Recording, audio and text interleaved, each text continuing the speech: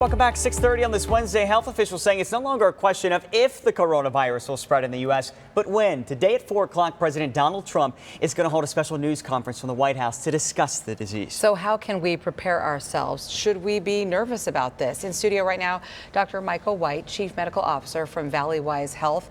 Right when he came out here, I said, should we be freaked out? I mean, is it going to be really bad? Well, we don't, and the true answer to this is we don't know yet. We certainly have seen the virus start to spread further than where it originated in China.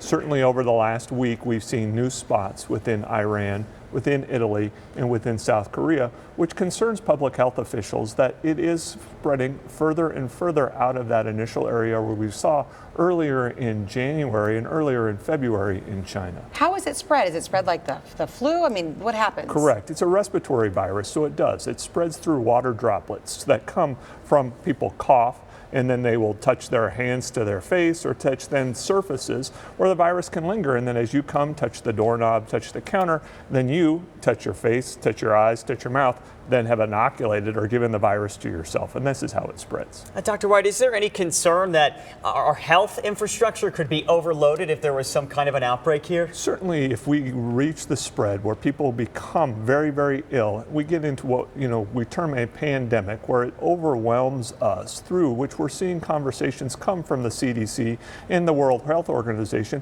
We aren't truly at that state yet, but there is the potential. And we are preparing here within Maricopa County to be prepared to treat large numbers of individuals if that were to be necessary. Well, when we see towns in Italy shut down, right? I mean, so many people here have visited Italy.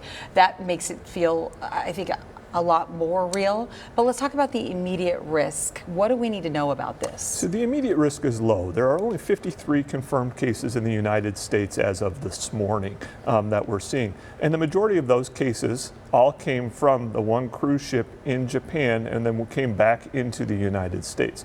So the overall risk is low at this point. However, people may be asymptomatic for 2 to 14 days, where they may be shedding the virus through this and not know it because they don't feel ill.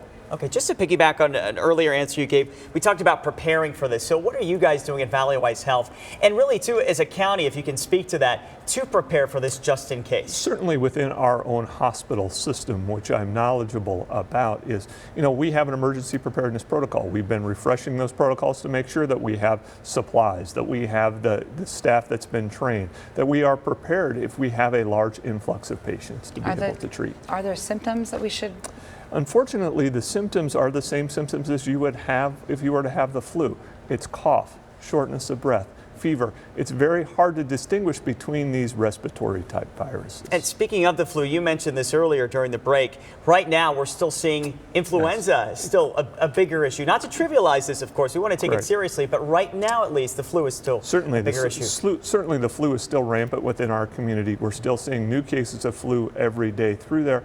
And on the large scale, flu will affect more individuals in the United States than the coronavirus. At least that offers a little bit of perspective, right? And we appreciate your time this morning. Absolutely. I think a lot of people are talking about it, but there's just not a lot of information just yet. So putting some minds at least a little bit at ease this morning. Okay, Dr. Michael White from Valleywise Health. Thank you so much, Doctor. We appreciate it. Thank you.